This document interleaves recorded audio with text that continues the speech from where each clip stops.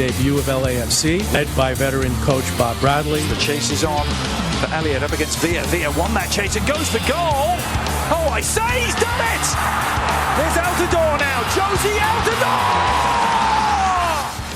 Some huge moments in 2017. What does 2018 have in store? We shall soon find out. Buckle up because MLS is back. And so are we. The 2018 season just days away. So how's it all going to go down? Every team, every big storyline from the offseason, we are looking ahead. We have got you covered. You guys, welcome to the 2018 MLS season preview show. Every single day this week at 3 p.m. Eastern, you can join us on Facebook Live and our YouTube page. We are doing a deep dive into the upcoming season, and we want you to join us. I'm Susanna Collins. It is my pleasure to be joined by this crew right here, a very fine-looking crew. We have our armchair analyst, Mr. Matt Doyle. We have Kaylin Carr, my partner in crime, This Week in MLS, host of The Movement.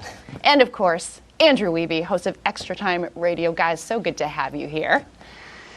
You happy to be here? Can I ask on! what was up with the horns here? Let's bring it in. Yeah, Let's bring it in. I'm coming into 2018 hot. Guys, I also want to take this opportunity to promo MLS Fantasy. If you haven't joined, you should go to mlssoccer.com/fantasy. It's a little bit different this year.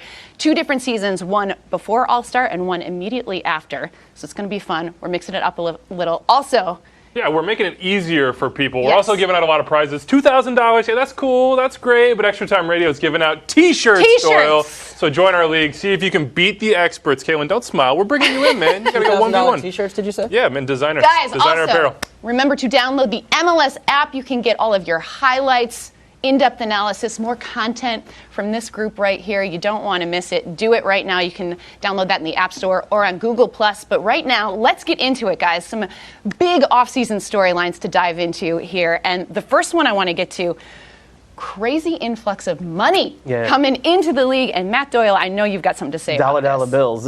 Look, there's something called discretionary TAM that was added in the offseason. Teams have the right to buy $2.8 million worth of TAM that they could use on their salary budget. Then there's a $1.2 million of TAM that everybody gets in 2018. Then there's $1.2 million worth of TAM that everybody gets in 2019. You could pull that forward and use it in 2018. So that's $5.2 million, which is actually larger than the salary cap. So MLS GMs, MLS coaches, owners, they can go after kind of a different style of player, and we're seeing that. Yeah, it's where that money is being spent. When you look at the 9 DPs that were signed this offseason, the average age, 22 years old. So that tells you everything you need to know. Almiron last year, I think, changed the game as the type of signing for Atlanta United. Those 72,000 last year filled up. May not have known his name before the season, but afterwards. And then you see the list rounds out Diego Rossi, the 19-year-old, LAFC following that mold. Kaku with the Red Bulls. So everyone's now going after this new profile of young players coming from South America. Yeah, they're coming north. I want people to remember, though, it's not just the incoming that matters now. It's also the outgoing, as we hear that 100% of homegrown sales now go to clubs. Will American players be able to reap some of the rewards here? Or will TAM push them out a little bit? Jack Harrison moved on for millions. Kyle Larin, a little bit more complicated, but that's a trend I think we'll see as we move to summer, Susanna. More players not only coming in, but being sold as well. The offseason also saw some big trades. One of the biggest coming on Super Draft Day with David Accam moving from the Chicago Fire to the Philadelphia Union. Some other big moves, though, guys. Which ones to you stood out the most? I mean, look, Orlando City going all in is what it's all about, at least in the Eastern Conference when it comes to interleague trades. Sasha Kljestan, we don't have to say much about him. He's the assist king. He's the chance creator. He's got to do it again. Justin Meram has been an elite winger in this league. And remember, Oriol Rosell, to get him, they had to drop $400K to get that number 1 spot in the allocation order. And this makes the point. Kljestan and Meram and Rosell, they're all TAM players. They're all part of this change, and that allows them to go out and get a guy like Josue Coleman to make him a young DP, the highly rated Paraguayan, who some say is kind of the next Miguel Almiron. So you can actually, you could see the way it's changing the way teams are built in real time. Kai Kamara, the one name that I think is being lost in the shuffle here, moved to Vancouver Whitecaps, of course, from the Revolution. He was more successful in a system that suited him well. That was in Columbus years back, but 12 goals in a down year in New England. And now Ola Kamara's gone too, out to LA, and Jesse Zardes, Doyle, he's about to feast. Yeah, well, you see it here. Ola Kamara with all the one-touch finishes that you get out of Greg Berhalter's system. They're hoping that he brings that to LA because they did not have a top-flight goal scorer last year. And of course, Gyasi Zardes will have his chance to sort of revitalize his career if he can get those types of finishes. Well, also some expansion news to get to. Miami and Nashville being announced as the two newest MLS cities. I was at both of these announcement events. That Miami one, David Beckham, bringing the star power there. Oh, you brought the star power. I mean, I would like to think so, Doyle. But how do we feel about these two cities? Why are these a good fit for the league? I'm looking forward to visiting both. I mean, Nashville, just because of the hot chicken, but if you look at what they're doing already with the crowds they've drawn in preseason, and then they've already sold out their first USL game and had to move that to an NFL stadium because they're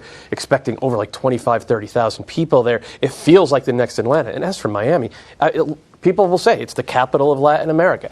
Everybody comes to Miami. It is a global city, and it makes sense to have an MLS team. So when we talk about David Beckham, that's great, and he draws the eyeballs, but it's the Moss brothers. Those were the ones on stage, then the build-up, the ones that got it done in the end, the ones that will connect it to Miami. You have to see what it will be, but I think it's going to be special. Good stuff. All right, shall we get to the season previews? And let's start out with the new kid on the block, LAFC, in their inaugural season. We've got a new stadium, new coach, big player signings. When you look at what expansion side Atlanta United did last year and how successful they were, what are the expectations for a team like LAFC in year one? Well, the substance will begin with Bob Bradley, and he's a guy with experience internationally, has been able to bring over some instant credibility to this club, and he has experience navigating the ship of an expansion team. The only coach to bring an expansion team to a title in their first year with the 98 Fire. Now, things have changed, of course, but this club has gotten everything right from the branding perspective, a downtown stadium. I have friends in LA that are reaching out, excited to go to this game and see what's happening with this team. Well, let's take a look at their new stadium. Jill Sakovits is out in LA at Bank of California Stadium. Let's send it out to her. Hey guys, what's up? I am outside the LA Coliseum's newest neighbor, home of LAFC, Bank of California Stadium. We've got 2 months before their home opener, and we saw the grass go in on Thursday. The insulation was finished on Friday. Now it's just a matter of finishing touches. I want to check this place out, and Ben from LAFC is going to give me a little bit of a tour, so let's go. We're going to start this thing off in the supporters section. This is the 3252, the north end, where how many people are going to be sitting here, Ben? About 3252. So tell me about these seats. You know, this is the section that we have for our most avid fans. They will be cheering, standing the entire game. And on game days, these will actually be locked up. So you can't sit if you want to. You can't sit if you want to. So just up a couple flights of stairs, we're in the southwest corner. And check out this press box. Beautiful view of downtown LA. Pitch looks awesome. And you got to see this window. In front of us bends the field level club. And then right out onto the pitch. Nothing like some fresh grass. So that caps off our tour. Remember, April 29th, LAFC will take this field for the very first time when they take on the Sounders in front of 22,000 fans. Guys, back to you. Thanks so much, Jill. That is a good-looking stadium. But let's talk about some of the players that are going to be playing on that field there. Biggest name, Carlos Vela. Now, when we look at what a guy like Miguel Almiron did for Atlanta United in year one, what are the expectations for Carlos Vela? Well, Almiron hadn't really done it before from a production standpoint in South America. He came in and this was his opportunity to do it, and he did it. But Carlos Vela's been doing this for a while with Sociedad. The problem is, it's the time of year that we're looking at grainy streams and gifts and preseason games, and in their final preseason game, he came up a little bit limpy there, his hamstring. If he's healthy, I think he's an MVP candidate. I just wonder about the players around him. Will he have enough support to really reach his full potential? I actually look at it the opposite. I think the support around them, they've got MLS experience with Simon, they have a Walker Zimmerman, they have a Feilhaber. The top-end talent is where I think the trouble could come with an injury to a Vela or a Rossi. Are those two guys the type of players that you can mention alongside a Diego Valeri or a David Villa or a Miguel Almiron? Or are they more of an impact player, maybe along the lines of another Mexican international, Giovanni Dos Santos, but needs other good pieces around them? There's question marks. There are question marks. And if you look at Vela's career in Europe, he was a guy who was regarded in like the same tier as Sebastian Giovinco, a guy who was maybe not quite good enough for an Arsenal or a Juventus, but was good enough to be in that league and be a consistent double-digit goal scorer with like mid-table teams. And he's coming over at the same age. I think he's 28, just about to turn 29. If he stays healthy, he certainly has the talent to be a best 11 caliber player. And if you look at the rest of the roster, I think he kind of needs to. Well, they're still building that too. We should also know. They have their pieces, but they still got room to go. It's a perfect segue, Kaylin Carr, because I want to send Matt and Andrew to the board to break down this lineup for LAFC, guys. All right, what you're going to notice first here is that all these guys are wearing different jerseys. That's because they were playing for different teams last year, and when you're building a new squad, Matt, it's hard to find that cohesion. Bradley's been going about it, but when I look at that front four, Latif Blessing, unproven. Rossi, unproven in this league. Orania, not a consistent goal scorer. Right. I have some worries. There are some worries, but I like the talent, and the game ends up being about talent every single time out to one degree or another. And, I mean, Rossi, he fits in that mold of these, hot young players that we're talking about. Blessing does to an extent as well. And Urania, he's going to plow the field and clear a path for everybody. So I actually like the attacking quartet. I am worried about the midfield because Benny Feilhaber, it looks like they're going to use him as a regista, sort of a deep-lying playmaker in the old Andrea Pirlo role. Mm-hmm. And Callum Malice as the only real hard man on the roster right now. Look, if it was 2015, I'd be right with you. That's Benny Feilhaber, box to box, 10 goals, 15 assists. Callum Malice, a starter for a good impact team. They have got to prove it this year, and that's not to say that they can't. But like a lot of these players, Bob had to take some gambles. And Simon and Zimmerman, while they have the resume, last year was not their best. Yeah, it wasn't the best for them. There are some questions about fullbacks as well, though.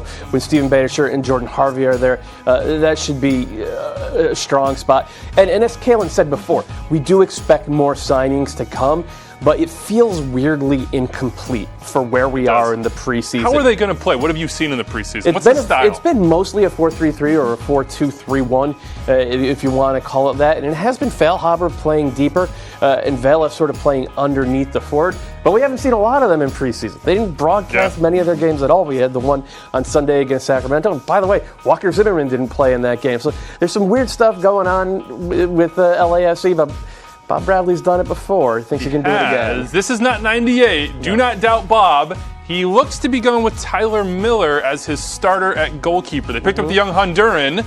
Is this going to work out to go with the young guy in his first go-around? I do think Tyler Miller's a really good young keeper. I think he could actually edge into that group with like Bono and Stefan and Jesse Gonzalez as like sort of the next wave of American keepers.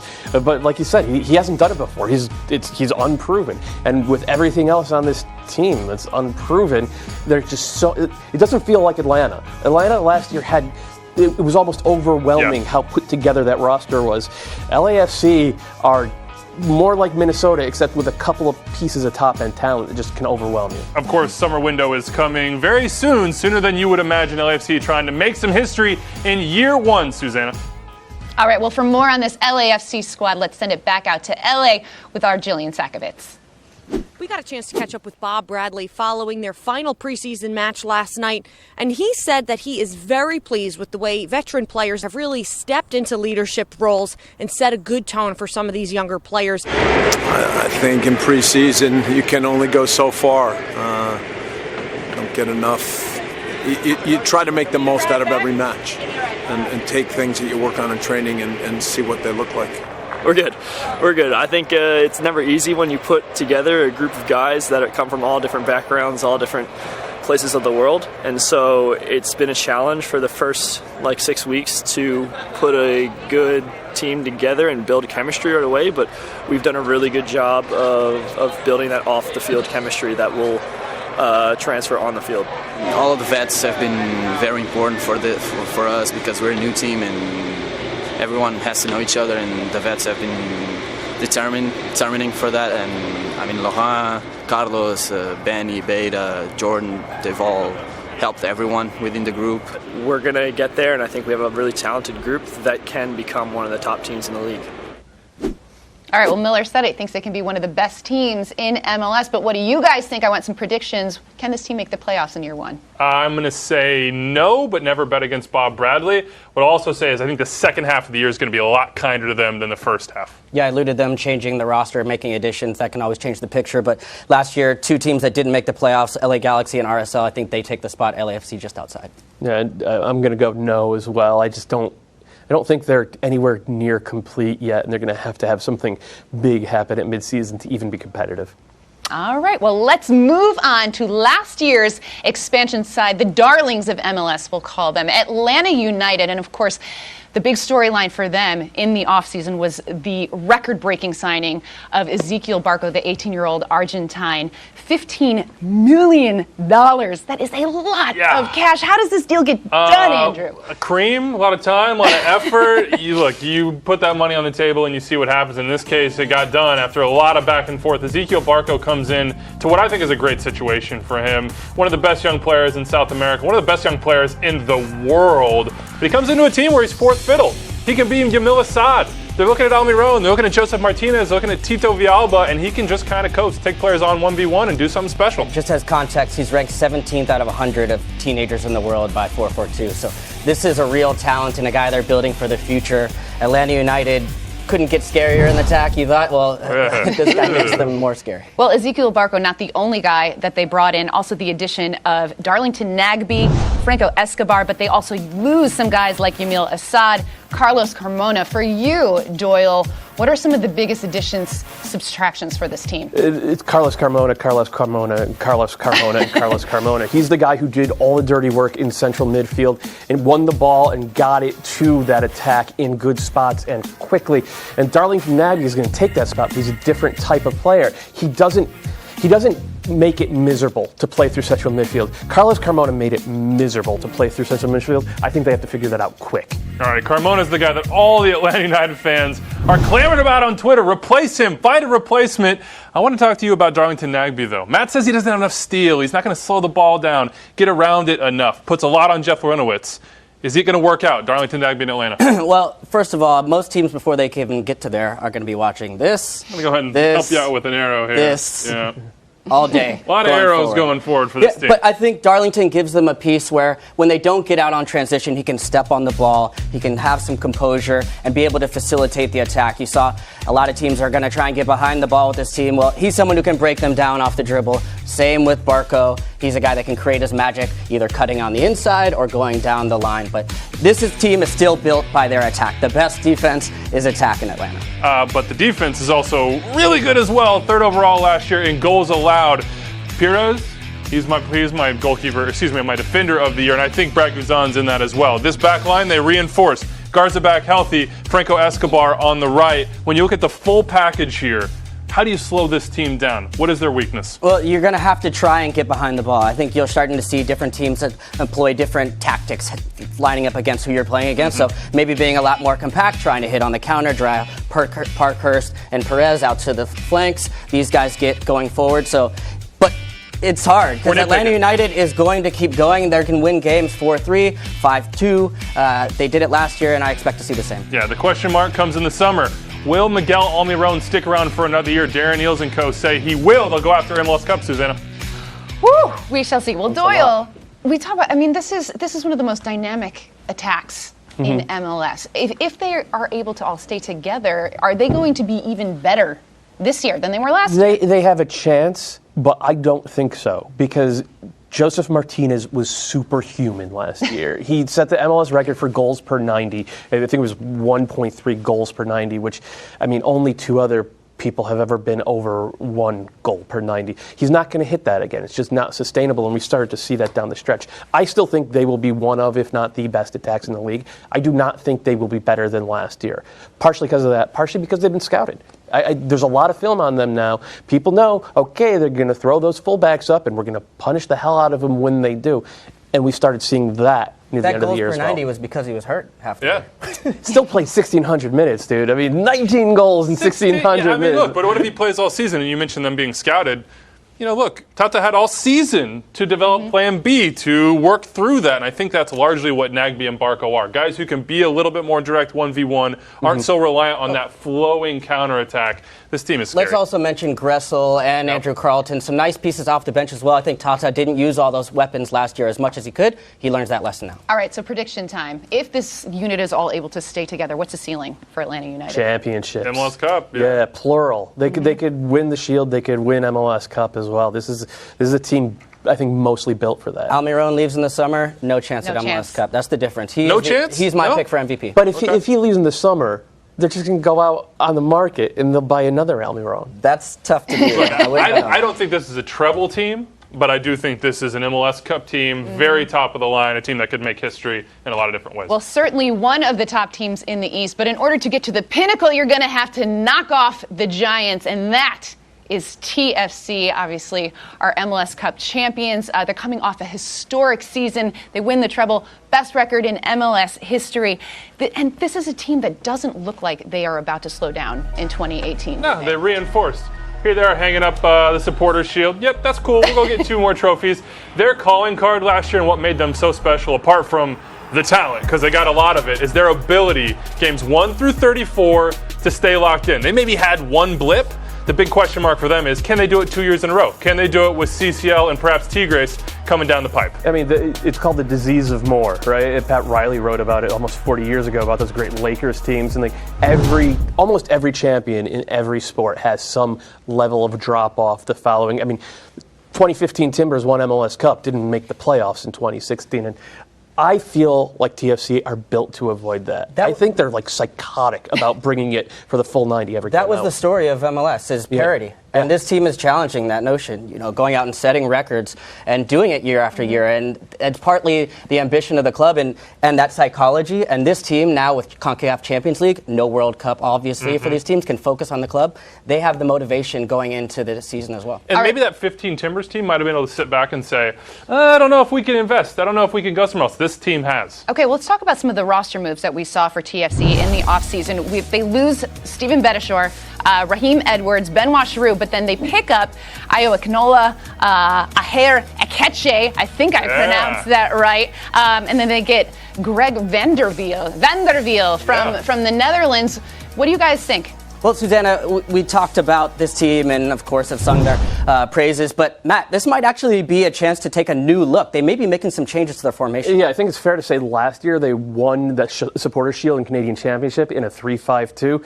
They won MLS Cup playing a 4-4-2 diamond, and they've come out early this year in Champions League play playing a 4-4-2 diamond. It allows them to flood the midfield a little bit more. It allows them to get more of the ball to Victor Vazquez, who was so good in his first year last year.